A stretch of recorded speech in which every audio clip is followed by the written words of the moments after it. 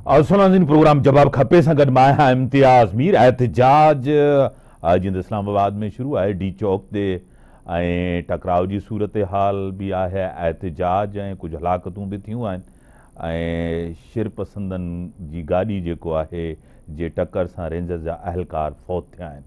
अफ़सोसनाक आहे ऐं उन सां पहिरियां त गवर्नर राज लॻाइण जूं भी तयारियूं थी रहियूं आहिनि ऐं जीअं त बानी PTI जे हुक्म ते इहो एहतजाज हो रहा है। मुझे ज्वाइन किया है सीनियर रहनुमा सीनियर सियासतदान MNA रह चुके हैं, अभी भी मरकज़ी क़यादत हैं, ख़ुद भी इस्लामाबाद में ही हैं। नुसरत भाई साहब मेरे साथ हैं, मैं आपको वेलकम करता हूं अपने शो में। जी बहुत शुक्रिया। नुसरत भाई साहब, एक तो आपको पता है एक बड़ी कन्फ्रंटेशनल एक सूरत हाल है। आपको पता है कि बुशरा बीबी साहिबा उसको लीड कर रही हैं और इससे पहले भी खबरें ये थी कि बानी PTI ने कहा कि उन्होंने एक तय किया था कि हम किसी मखसूस जगह पे बैठेंगे, लेकिन बुशरा बीबी ने कहा कि नहीं, इसको अली अमीन लीड करे और डी चौक पे पहुंचना है। क्या कहेंगी?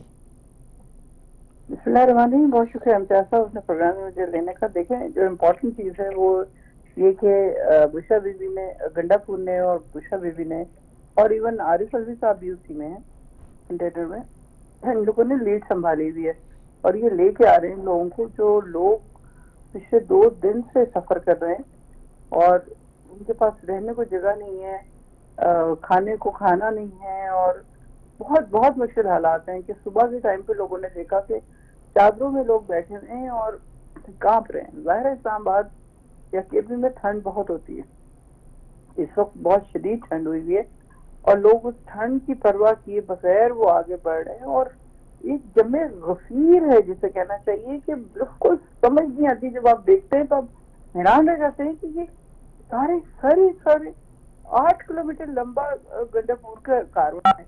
उसके अलावा सिंध से लोग मिले हैं, उनके साथ बलूचिस्तान से आके मिले हैं, पंजाब से मिले और वो चलते ही जा रहे हैं। कुछ लोग जो यहाँ तक पहुंच सके, आगे थे वो आ गए और डी चौक पे वो पहुंचे, मैं भी वहीं पे थी।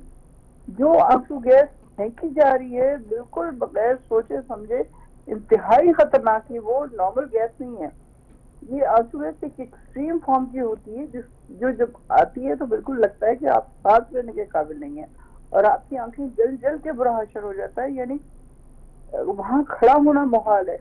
उसमें उन्होंने हमारे 2 बच्चे कल मारे, 2 आज जवान लड़के, एक को 4 गोलियां लगी, एक को 5 गोलियां लगी। ये दुश्मन नहीं है भाई, ये इंडियन नहीं है, ये इसराइली नहीं है, ये आपके पाकिस्तानी बच्चे जो सिर्फ इसलिए निकले कि पाकिस्तान में अमन हो, पाकिस्तान में महंगाई खत्म हो, पाकिस्तान तरक्की करे। ये मारने के लिए नहीं है। इनकी तो कदर करनी चाहिए कि वो इतनी मुश्किल हालात है कि वो घंटों का सफर, बल्कि हफ्तों का सफर करके वो यहाँ तक पहुंचे। उनको मारने की जरूरत नहीं है। जो भी कर रही है, चाहे पुलिस कर रही है, चाहे फौज तो नहीं कर सकते, इम्पॉसिबल है कि फौज मार रही हो। फौज हमेशा रास्ते देती है उनको। तो मेरी रिक्वेस्ट है जो वजीर आला साहिबा है उनसे कि इन बच्चों को अपना ही बेटा समझें, जुनैद समझें इनको।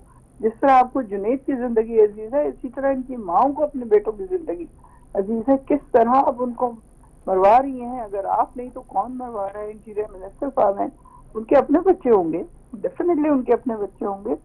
तो ये वाले काम मत करें प्लीज, खुदा का वास्ता। हम सिर्फ एक ही बात कर रहे हैं ना कि 26वीं तरमीम वापस ले ली जाए, इलेक्शन या तो दोबारा से हो या हमारा मैंडेट वापस दिया जाए और जितने लोग बेगुनाह कैद हैं सियासी, उनको रिहा किया जाए। नुसरत भाई साहब, जो आप ठीक है, आप एहतजाज कर रहे हैं, ठीक है, तशद्दुद नहीं होना चाहिए। आपको पता जिस तरह रेंजर्स के अहलकार, जिस तरह उनके ऊपर आपको पता है उनको टारगेट किया, उनके ऊपर गाड़ी चढ़ाई गई और वो जिस तरह ना, ये आपने उसके भाई का इंटरव्यू नहीं देखा? उसने कहा गाड़ी पुलिस की थी, वापस में टकराए उसकी वजह से, और वो जो साहब में फौत हो गए, उसके भाई का इंटरव्यू है। वो कह रहा है ये लोग मुझे जोर दे रहे हैं कि मैं ये बयान दूं, मैं वो बयान दूं। मेरा भाई तो फौत हो गया, अब मैं क्यों इस तरह के बयान दूं?